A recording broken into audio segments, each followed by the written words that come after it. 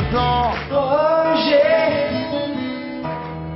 Roger, pleure pas, ça pourrait être pire.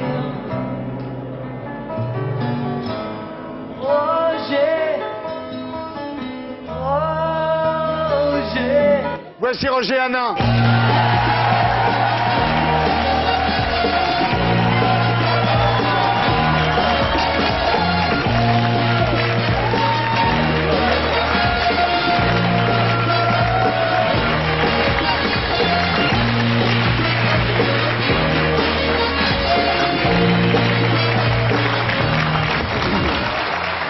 Roger Hanin.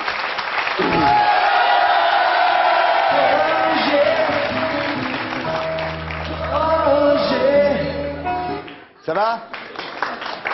Ça va? Très bien, oui. Écoutez, vous avez l'air très en forme, Roger Hanin. Merci. Et vous 79 ans, c'est ça, non? Pardon? 79? Faut parler plus fort. Vous avez 79 ans, non? 79 ans et des poussières. Et des poussières, bah oui, Parce qu'il bah oui, est bah rajeuni, oui. c'est sympa. Ouais. Alors, vous conservez malgré tout une activité débordante. Il faut dire les choses tout à fait honnêtement. En ce qui me concerne, en tous les cas, au moment de la disparition de Christine Gouze-Rénal, j'étais un peu inquiet pour vous, parce qu'on s'était parlé un peu au téléphone, je vous avais trouvé un peu abattu. Et puis vous avez surmonté l'épreuve. Et vous dites finalement qu'à partir du moment où, dans ces cas-là, on ne se suicide pas, il faut vivre, quoi. Oui, c'est la palissade, mais c'est vrai, on dit Ouais. toujours le deuil, le deuil, le deuil, on le fait, mais quand le deuil est terminé, il faut vivre. Bon, Ouais. moi j'ai décidé de vivre, donc c'est clair, je vais continuer donc à vivre comme ça, à travailler beaucoup. Ça vous coûte de vivre? Pas du tout, ça me coûte parce que je dépense beaucoup d'argent, je vois beaucoup de gens, je voyage.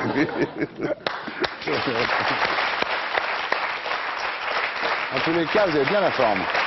Alors, je disais donc, activité débordante pour Roger Hanin. Vous avez signé pour 4 nouveaux Navarro, ce qui fera 108 quand même, c'est pas mal. Sur France 2, vous allez faire César Lévy, un avocat. Donc voilà, donc TF1, France 2. Au cinéma, vous avez un film en préparation qui est très sympa, qui s'appelle Welcome Maurice. C'est une espèce d'anti-Bétoun, d'anti-Grand Pardon. C'est un vieux caïd qui sort de prison. Enfin, on voit bien, ça va être intéressant. Et au théâtre, en 2006, vous allez nous donner En attendant Godot de Beckett, qui est quand même une pièce extrêmement importante. Hein. Et aujourd'hui, vous publiez votre 9e livre qui s'appelle L'Horizon chez Grasset. Pas mal!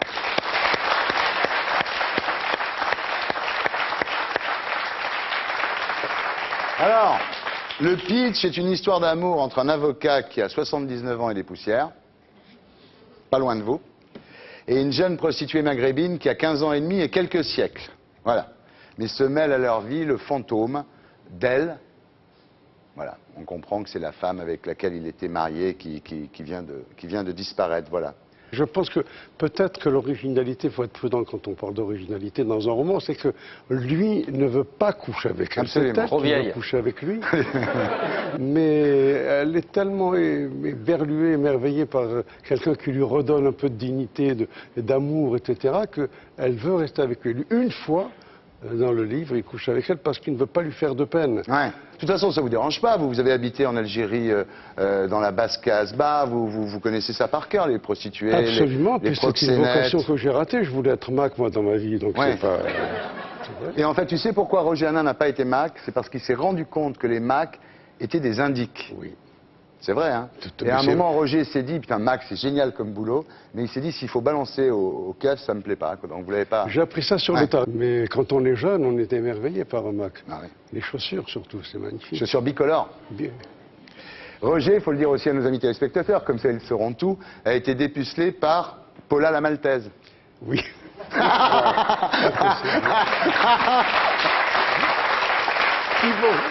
Paula la Maltaise. Qui m'aurait dit à 12 ans et demi qu'un jour, dans une émission de télévision, 60 ans après, on me parlerait de ça. Jingle. Paula la Maltaise. Non, ouais, elle est célèbre maintenant, Paula la Maltaise. La fille qui a dépucelé Roger Hanin, c'est pas rien quand même. Oui. Ah bah attendez, elle est mondialement célèbre, Roger, enfin. Bien, alors celle-ci, en tous les cas, s'appelle Myriam, donc celle qui a 15 ans et quelques siècles. Elle tapine boulevard des Maréchaux, mais c'est à l'Alma que le vieil avocat veuf la rencontre. Et alors tout de suite, ils partent à Deauville en Bentley. Hein. C'est-à-dire, on ne fait pas dans la dentelle chez vous. Hein. Mais évidemment, Ouais. d'ailleurs, elle lui dit, il faut qu'il dépense son argent. D'ailleurs, on m'aide beaucoup dans la vie à dépenser.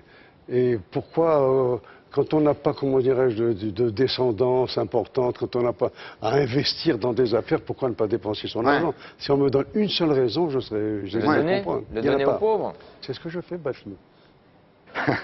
Vous dites au sujet de l'argent, finalement, je veux mourir nu comme un verre, comme j'étais au sortir du ventre de ma mère. On Quoi. oublie toujours le ventre de sa mère. Ouais, c'est extraordinaire, c'est une la palissade. On sort du ventre Ouais. de sa mère. Ouais. Et On n'a rien. Jamais vu un mec sortir avec un chapeau claque ou des filles avec des barésilles. Non. Donc il faut mourir tel qu'on est sorti du ventre de C'est sa bien mère. comme philosophie. Nu. C'est Et bien. vrai, Ouais. autant que faire se peut. Faut tout claquer alors.